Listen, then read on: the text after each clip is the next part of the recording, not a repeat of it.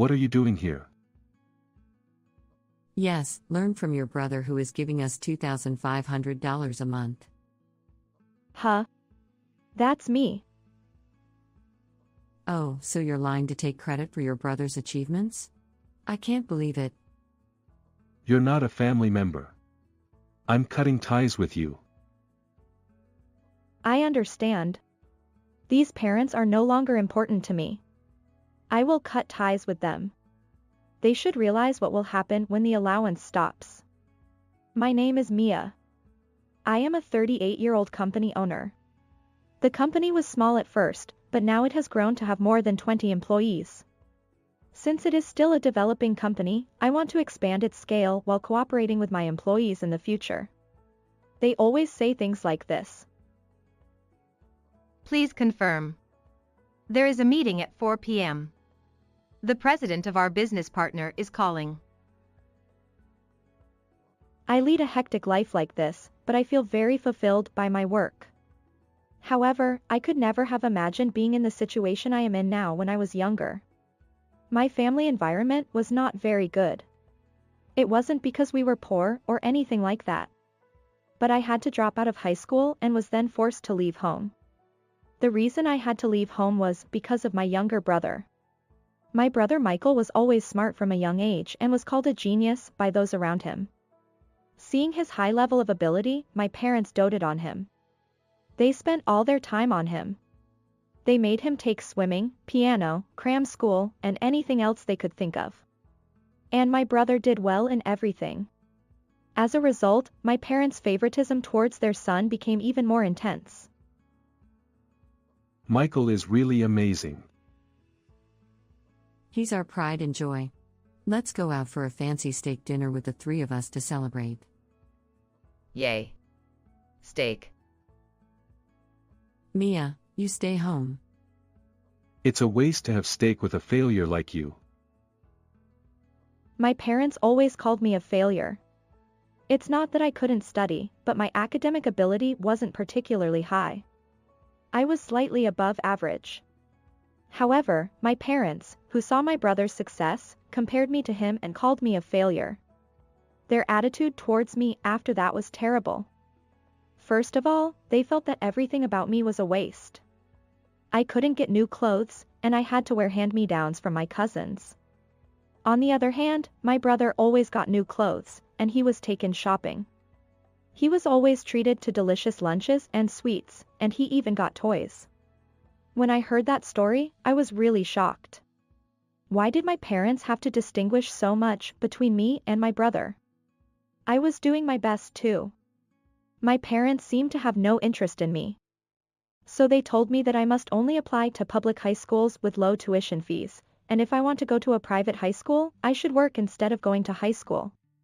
I never thought they would say something like that, so I studied hard and passed the entrance exam for a public high school. I thought it was good that I could finally become a high school student, but an incident occurred when I was a second-year high school student. It all started when my brother said he wanted to go to a private high school. In the area where I live, there was a public high school with the highest academic ability. But my brother said there was a private high school he wanted to attend more than that one. That school also had a high academic level, so my parents agreed. However, my parents, who had invested a lot of money in my brother, wanted to save money for his university education. At that time, I became the sacrifice. Michael's future is more important than yours. So you should quit high school and work. I couldn't believe my ears. I don't want to quit school. I have a lot of friends, and I want to go to college too. Don't be selfish. We don't have money to spend on failures like you. Instead, repay us for raising you. Don't take it for granted that you have food to eat every day. My father and mother ordered me to drop out of school by force. I couldn't resist, so I had no choice but to quit high school. And so, I ended up getting a part-time job. While everyone was at school, I worked at a fast food restaurant and earned money. However, most of that salary was collected by my parents and became money for my brother's future tuition. Even though I was earning and giving them money, my parents didn't change their attitude towards me. I was very sad every day when I saw my brother having fun conversations with them in front of me. Moreover, one day I learned a surprising fact. It was when I was heading to work in the morning and passed by a neighbor, so I greeted them. Then they gave me a stern look and said this. You shouldn't trouble your parents so much. Dropping out of high school and working part-time to play around, isn't that a misfortune for your parents? Michael is so splendid, but what are you doing to ruin your family's reputation? I was so shocked that I couldn't move from that spot for a while. I never thought that the neighbor thought of me that way, and I thought it was definitely because of my mother. I had seen my mother bragging about my brother to the neighbors. She probably explained me like that at that time. They made my problem their own, even though they made me drop out of school for their convenience. According to the neighbor, my parents were worried about how to deal with me. They treated me like a nuisance, but they didn't even know how to deal with me. At that time, I didn't want to stay at home anymore. I'm leaving this house. What are you talking about? I can't admit that you live alone. We don't have that kind of money. I'll live alone with my own earnings. I'll transfer the $350 I've been paying out of my salary every month until Michael goes to college, so I don't want to stay in this house anymore. When I said that, my parents finally allowed me to leave. Haha, we don't really want to see your face either. That's right. As long as Michael is here, there's no problem. We don't need an ungrateful and useless daughter. My parents kept saying terrible things until the end. But I got permission, so I'll take it as a good thing. I immediately rented a room and moved out. I had no money at all, so I worked part-time jobs to earn a living. When I became an adult, I started working at a hostess bar on weekends to earn more money. That's when I started to put on makeup properly. I didn't even have money to buy cosmetics until then. But here, I had to put on makeup properly to look beautiful. I asked other cast members for cheap cosmetics, and I worked hard to get them with a small budget. Then I did my own research and came up with makeup that would make me look cuter. Whether it was effective or not, I gradually started to get more and more popular and my income increased. I quit one of my part-time jobs and increased my work at the hostess bar. Since I had worked in customer service before, there was no problem with honorifics and so on. The longer I worked, the more my income increased and I was able to save money. Then I had a certain desire. That was to go to college. As a high school student, I couldn't earn tuition fees by myself. But now that I was a working adult and my income had increased, I thought I could go to college. From then on, I started studying for the entrance exam in my free time. And a year later, I was able to pass the university entrance exam. I enrolled in a university with a school of pharmacy. The reason I chose that university was because I wanted to develop cosmetics in the future. When I was working at the hostess bar, I became very interested in cosmetics because I did a lot of research on makeup. After that, I spent 4 years going to college while working at the hostess bar to pay for my living expenses. After graduating from college, I was able to get a job at a cosmetics company. I felt like I was getting closer to my dream step by step and was able to spend a very fulfilling time. After I started working, I worked hard every day. Since it was something I was interested in, I was able to gain new knowledge every day, and it was a lot of fun. I became more and more absorbed in the world of cosmetics and achieved results in my work. Then I started to think that I wanted to make my own cosmetics and sell them. From there, I started raising funds for my startup. I worked hard every day with my dream as my driving force. There was a time when I thought I would cut down on food expenses and only eat mung beans. And then, a few years ago, I started my own company. It was my first time running a business, and I was too scared to know what would happen, but my curiosity won out. From then on, I developed cosmetics while doing my own sales. My steady efforts bore fruit, and I gradually gained more contracts. I think I was able to build up trust and credibility by carefully completing each job in front of me. At the time of the company's establishment, there was hardly any profit, but now that sales have increased considerably, I am surprised to be able to earn an income that is quite surprising even to myself.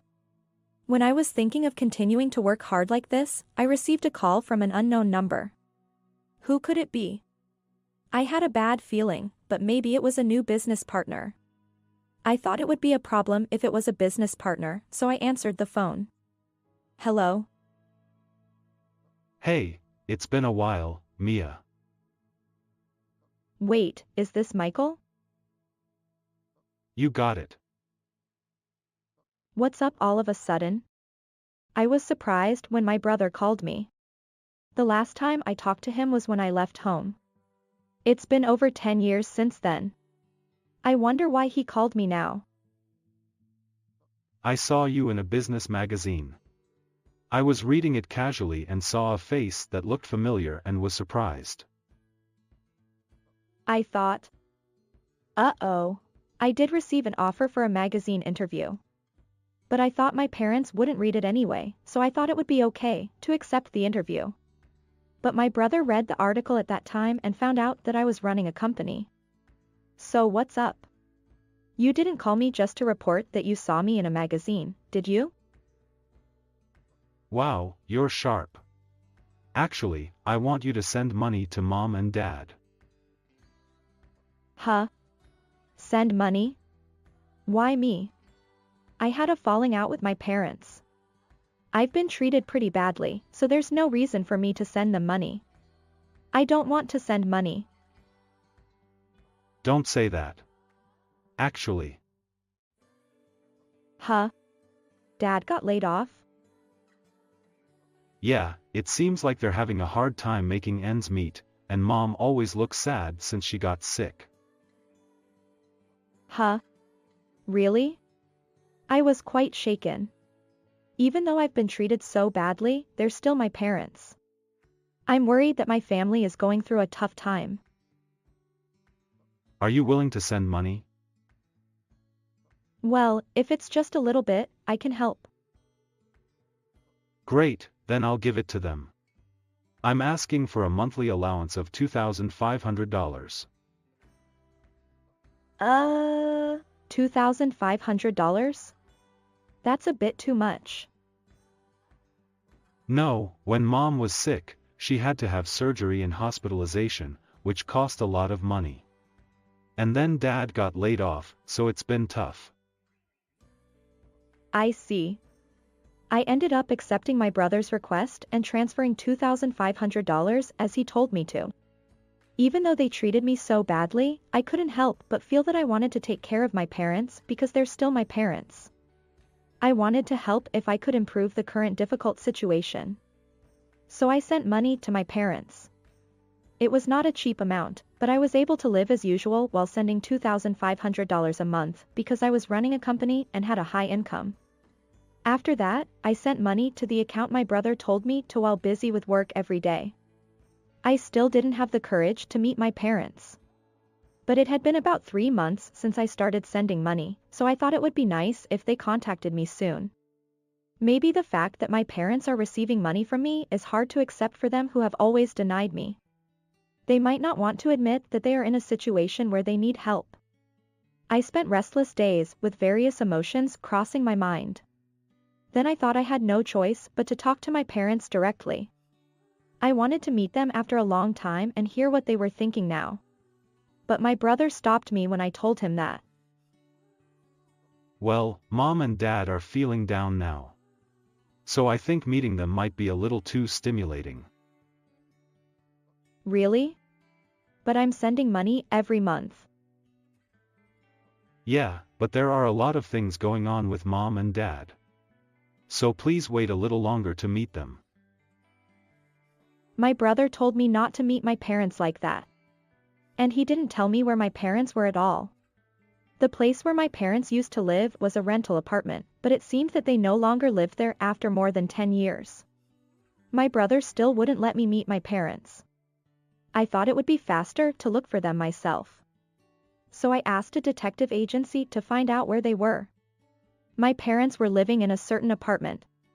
It was a high-rent apartment. Are they really in financial trouble? When I pressed the intercom, I heard my mother's voice. It was the first time I had heard my mother's voice in a long time. Who are you? I wondered if she didn't recognize me after more than 10 years. It's me, Mia. It's been a while, Mom. When I said that, my mother fell silent. Hello? Are you there, Mom? I was worried that the intercom had been cut off. Then my mother said in a cold voice, What are you here for? We don't have any money.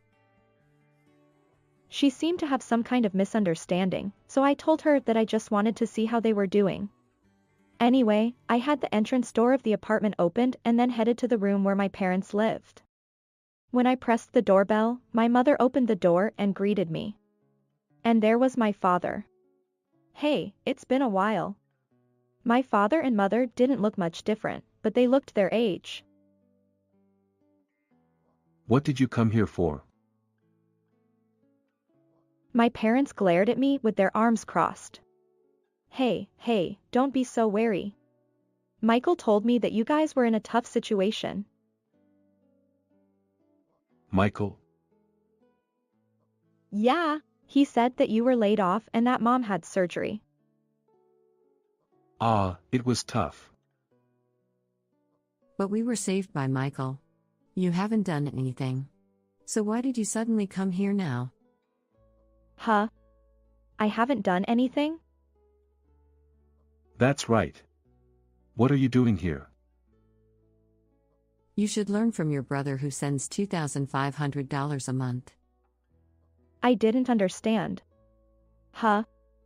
That's me though. I mean, I'm the one who sends $2,500 Are you trying a to month. take credit for your brother's achievements by lying? I can't believe it. You're not family. I'm cutting ties with you. My parents didn't believe anything I said. But since I had transferred the money to my brother's account and he had given it to them directly, they probably didn't believe that it was from me. It was cruel of them to insult me like that and say that they would cut ties with me. I had been sending them money for the past few months to help them. Your existence has been a nuisance since the beginning. Yes. We only needed Michael. Got it. I don't care anymore. I'll cut ties with these parents myself. They should realize what will happen when the money stops. I went home immediately. And I decided not to send them money anymore. The next day, my brother called me, but I ignored him. He would probably just insult me too. I won't send him money anymore, and there's nothing to talk about. I blocked my brother's calls and returned to my daily life. I have a lot of work to do because it's very busy. It was already the next month before I knew it. Then I received a call from an unknown number. I thought it was a prank call, but it kept calling me, so I answered it fearfully. Huh? Is that you, Mom? Yes. It's been a long time. What's wrong? Why is Mom calling me? Don't say it like that. We're parent and child, aren't we? Weren't we supposed to cut ties? I don't want to. That was, a joke. I see. They can't make ends meet because I stopped sending them money. And when they urged my brother, he probably told them that I was sending them money. If you were sending us money, you should have told us from the beginning. I did explain it like that, but you didn't believe me. But at that time, Michael said he was sending us money. Besides, Michael was living with us and paying part of the rent for that room. I see. You were living together. It seems that my brother also benefited from my money. It's your father. I can't believe Mia is running a company. You're my proud daughter. My father tried to flatter me. This is a complete turnaround. Last month, you said that you only needed Michael. Well, I don't want to be manipulated by you anymore, so I'll tell you clearly. I won't have anything to do with you anymore.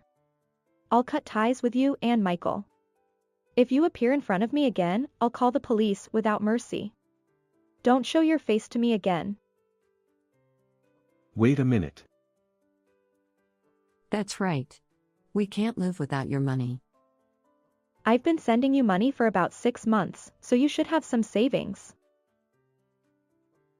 No. When we moved to a new place, we bought expensive furniture and appliances, so all the money's gone every month. I see. Then sell the furniture and pay the rent. Anyway, I won't have anything to do with you anymore. Bye. Oh, wait. I said that and hung up the phone and immediately blocked their calls. According to what I heard from relatives, my parents and brother were begging for money from relatives. I suddenly wondered if my brother, who was good at studying, couldn't produce results at work. When I asked a relative about it, it seemed that my brother couldn't get a good job. Moreover, my proud brother failed at work without listening to his boss and quit the company because he couldn't bear the cold looks from his surroundings. After that, he worked as a part-time worker and earned about $700 per month. He couldn't tell my parents about it because of his pride, so he put the money I gave him into my parents' house as if he had earned it himself. Well, even if he did that, he would eventually be exposed, and it's all his own fault. I'm going to forget about my parents and brother and keep moving forward with my life. My current family is the employees who work for my company. I'll work hard today to protect their lives. Thank you for watching until the end. If you like, please subscribe to my channel. Let's meet again in the next video. How was this story? Please also, subscribe to my channel. Well then, let's meet again in the next video. To you who live overseas, American property is meaningless, isn't it? You have your grandparents' old shack, and that's enough for you. After my mother passed away, I returned home for her funeral only to find out that my sister had already decided how to distribute the inheritance without consulting me. I was given the old house that my grandparents used to live in, with no say in the matter. When I went to see it, it was in such a state of disrepair that it was barely livable. Even if I wanted to dispose of it, it would cost a considerable amount of money. Still, I thought of it as my grandparents' house, which my mother cherished, so I started cleaning it up. And that's where I found something unbelievable. I'm a married woman in my 40s. My husband got a job overseas, so I went with him. My job is something I can do anywhere as long as there's an internet connection, so I didn't hesitate to go with him. I'm currently working as a freelancer. I have one sister who is also married and has a family. Her husband works in the suburbs, so they enjoyed living in the suburbs near his workplace. When both my sister and I got married, our parents were still alive, but our father passed away a few years ago. Our parents had a great relationship, and my mother was devastated by my father's death. Normally, my sister and I would have discussed what to do with our mother, but my sister took action on her own. My sister and I have never gotten along since we were children, and we've never cooperated on anything. My sister left her husband at home and came back to our parents' house. In effect, her husband became on a solo assignment. My sister started living with my mother in our parents' home. Although it might be normal for me, who cannot return to America, to offer financial support, we didn't even talk at my father's funeral. The decision to live together had already been made without my knowledge. My sister and I don't get along well, but that doesn't mean she and my mother are on bad terms. If they're doing well, I thought it was okay not to contact them. However, my mother became ill due to depression and died after a long battle with her illness. I hurried back to America to attend her funeral. I regret not seeing her again while she was still healthy. I regret not living with my mother when I returned to America. Even after the funeral, I couldn't escape from my sadness.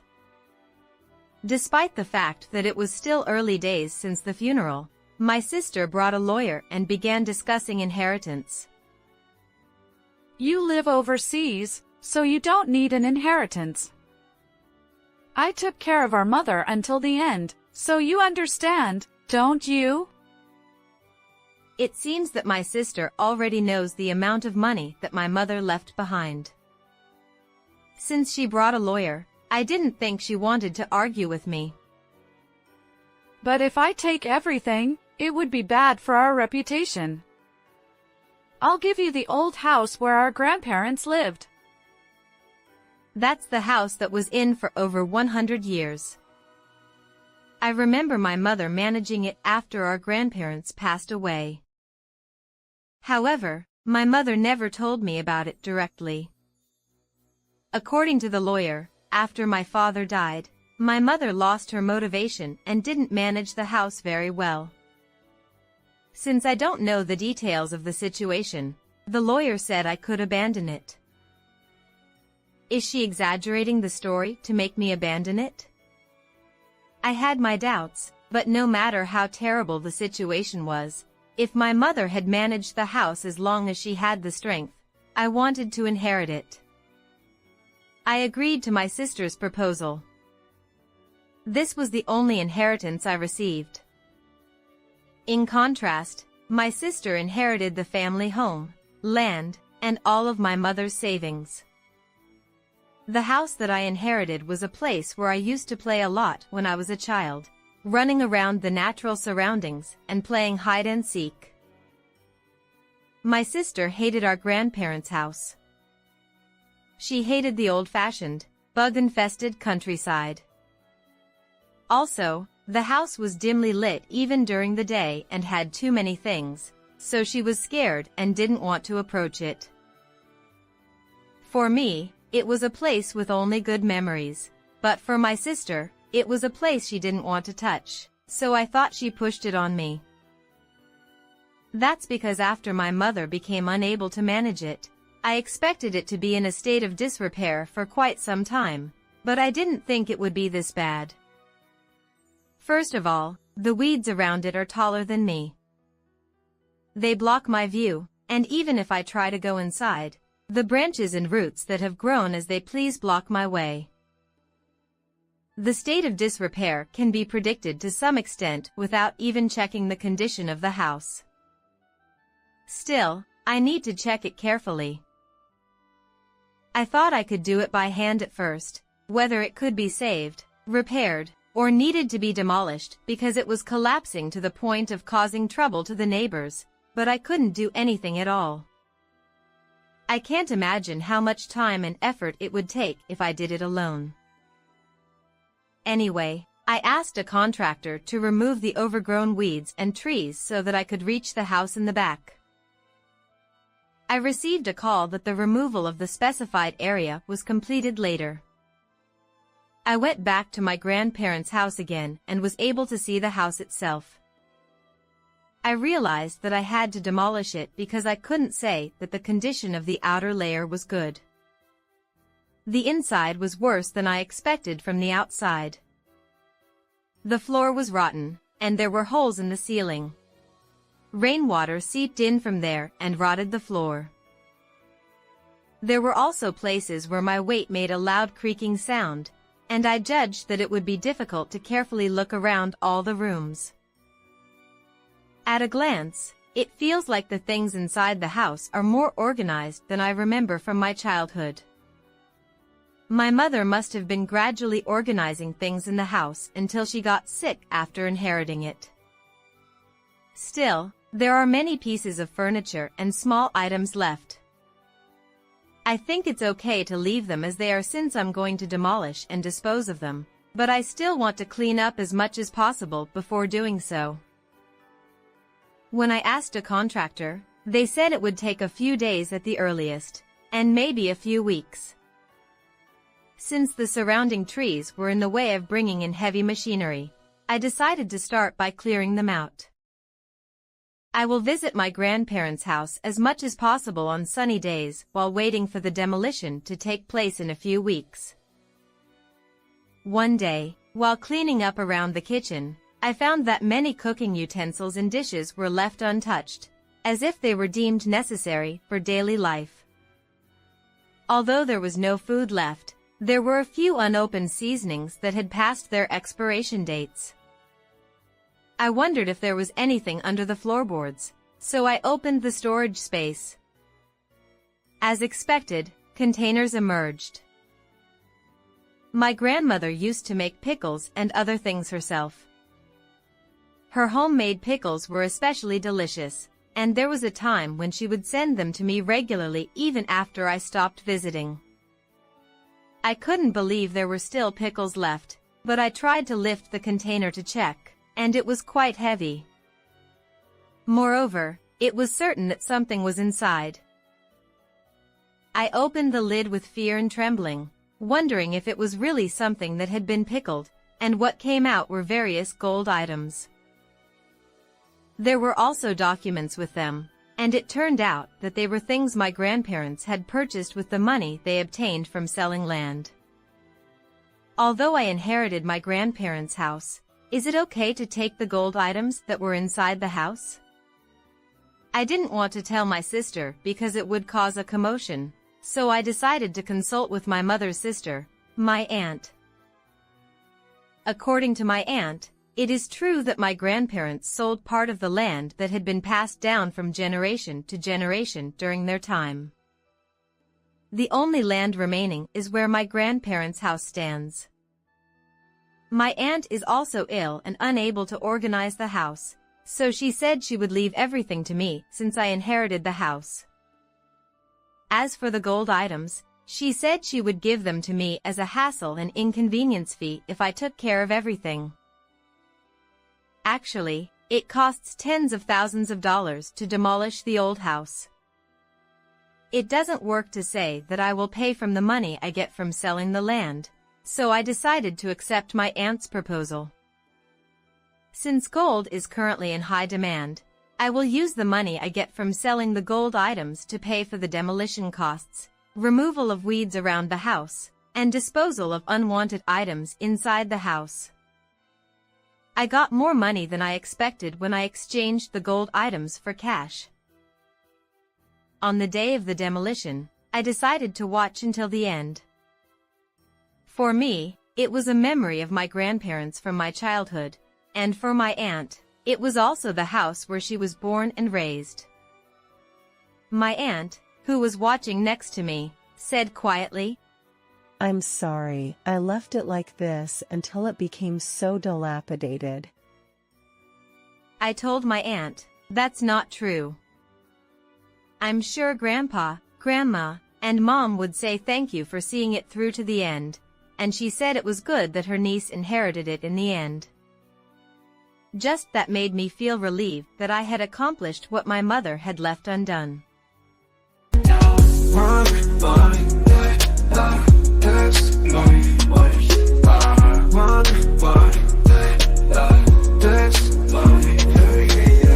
As the morning dew kisses the earth gently, I rise with the sun, feeling free, feeling plenty. In the quietude of dawn, where dreams unfold, I find solace in rhythm and stories untold. From the whispers of trees to the songs of birds, I draw inspiration from life's gentle words. In the symphony of nature, my spirit soars, a melody of hope behind closed doors. I lace up my shoes, hit the pavement light, each step a beat. In the rhythm of life, with every breath I rewrite my story in the stars, shining bright. In the stillness of the morning, I find my flow. In the silence of the sunrise, I let it all go. With every verse I let my heart show. In the gentle beginnings, my spirit will grow. In the hustle of the day, I find my stride. With every challenge I face, I take it in my stride. In the chaos of life, I seek to confide in the power of music where I can reside. From the city streets to the open sky, I spread my wings, ready to fly. In the rhythm of motion, I amplify my dreams, my hopes, reaching for the sky. I paint my world with words, colors bright. In the canvas of life, I find my light. With every rhyme, I ignite a fire within, burning bright. In the stillness of the morning, I find my flow. In the silence of the sunrise, I let it all go. With every verse I let my heart show. In the gentle beginnings, my spirit all grows. So here I stand, in the twilight's embrace, a storyteller in this fast space. With every word I speak, I trace my journey, my truth, leaving a trace.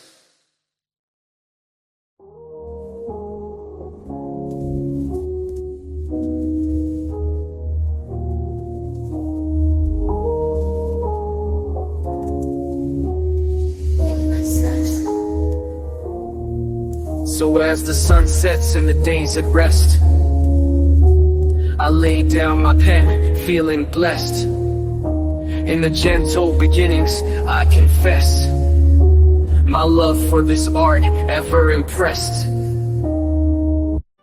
When everything was settled, I returned to my husband waiting overseas. The following year, after my mother passed away, I returned temporarily with my husband for a family gathering. It was the first time I met my sister since the one-sided discussion about inheritance. After everything was done, my sister asked me, "What happened to that old shack?" I explained that I had no reason to hide it and that I had demolished it and sold the land. The land where my grandparents' house stood was quite spacious when it was cleared, and a buyer was found immediately. Then my sister's expression changed, and she said, "I didn't hear that story." She demanded that I give her half of the money if I sold it and turned it into cash.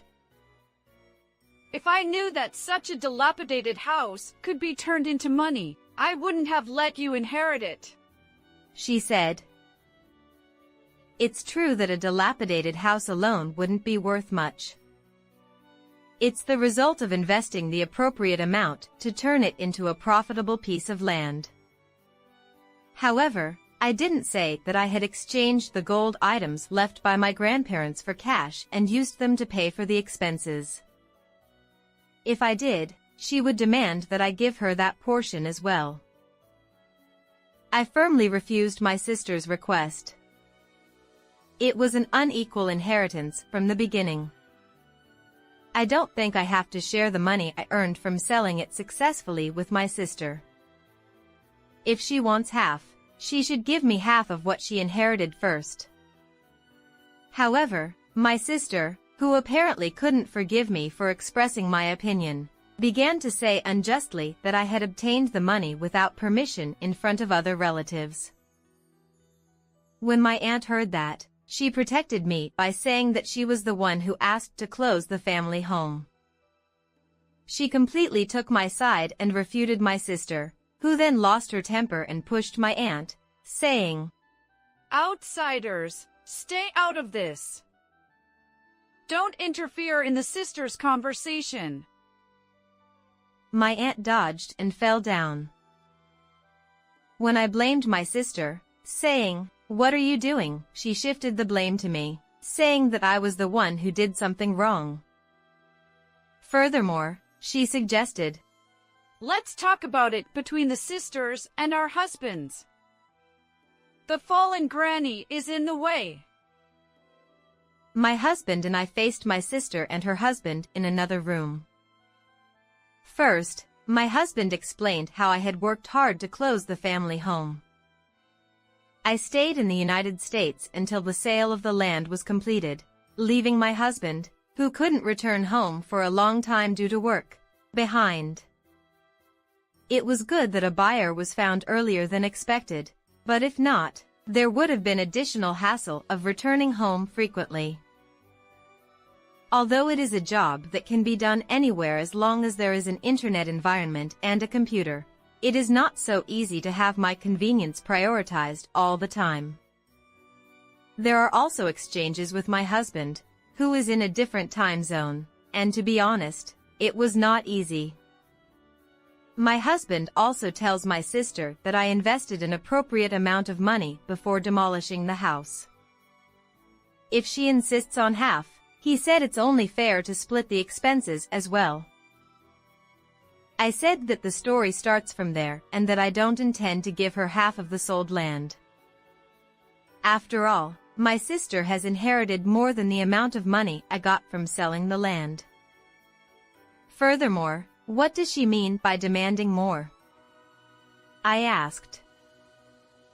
From the beginning, my mother's inheritance was not divided equally. It is difficult to divide the land equally, but couldn't she have split the savings my mother left behind? I told them my true feelings that I couldn't say at that time. If there was any dissatisfaction with the amount of money, they could have consulted with me. Then my sister's husband asked, "How much did my wife inherit in the first place?"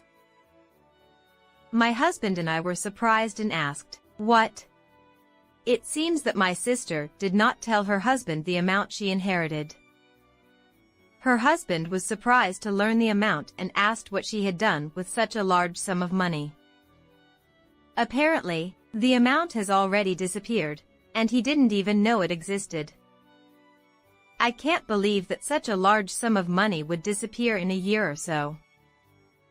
Of course, I don't know if she bought a house with it, but after my mother passed away, my sister returned to her husband's place.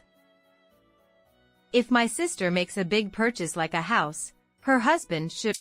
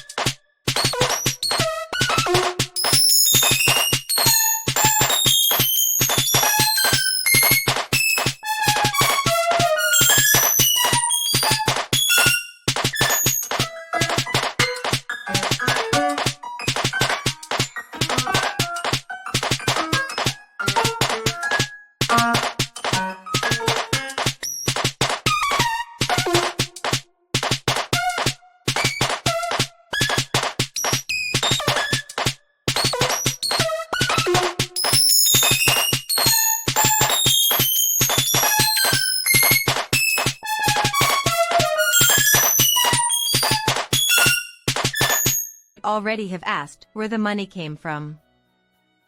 At first, my sister tried to dodge the question or change the subject, but her seemingly gentle husband pounded the table and questioned her, so my sister, feeling fearful, confessed in a mosquito-like voice that she had used the money to pay off her debt. Furthermore, since there is still an outstanding balance, she seems to want the money I received from selling the land. What kind of debt is it that can't be repaid with that inheritance amount? If I listen carefully, it seems that she lost a lot of money in illegal gambling and the debt ballooned to the point where she could buy only one house.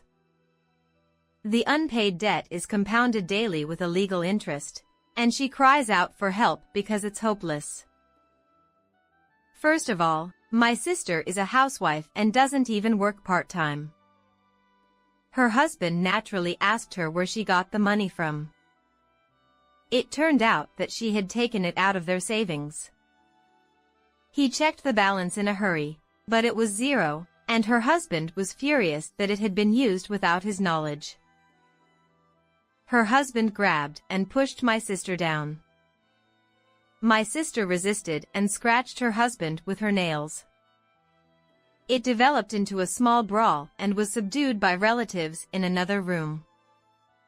My aunt confronted my sister, saying, "You've been taking things of value from your parents' home, haven't you?" Your mother knew about it. And since there's no time left, she asked you to contact the other daughter, but you didn't do it. She presented a letter written in my mother's handwriting. When I asked why such a thing was coming up now, my aunt said that she wanted to keep this to herself in her heart, hoping that everything would be settled and redone after my sister took all the money and cleared everything. However, she had the disgusting thought process of wanting to squeeze more money out of the inheritance and not rehabilitating. My aunt confessed to my sister, hoping that she would realize how terrible she had been. There were also ancestral heirlooms that my mother had cherished among the things my sister took out and exchanged for cash. Later, my sister was unilaterally divorced by her husband. He demanded that she agree to it, or he would claim the entire amount she had embezzled. However, immediately afterward, a document demanding compensation for damages arrived. The debt she incurred from the dangerous gambling she did was borrowed from a really dangerous place, and I heard that she is being chased no matter where she goes. My sister, who has never worked properly, started working part-time, but she can't repay the debt with such a job, and she is being threatened to do a dangerous and profitable job. If she does that, she will be convicted immediately. It's my sister's own fault that she can't handle money that is appropriate for her income. I returned to the United States when my husband's job moved to the United States. I bought a house with the money I got from selling the land on the way. We live happily as a couple in that house. My job is going well, and my aunt comes to check on me from time to time. Recently, her health has been good, and she's regaining my strength. I hope this happiness will continue forever. How was this story? Please subscribe to the channel as well. See you in the next video.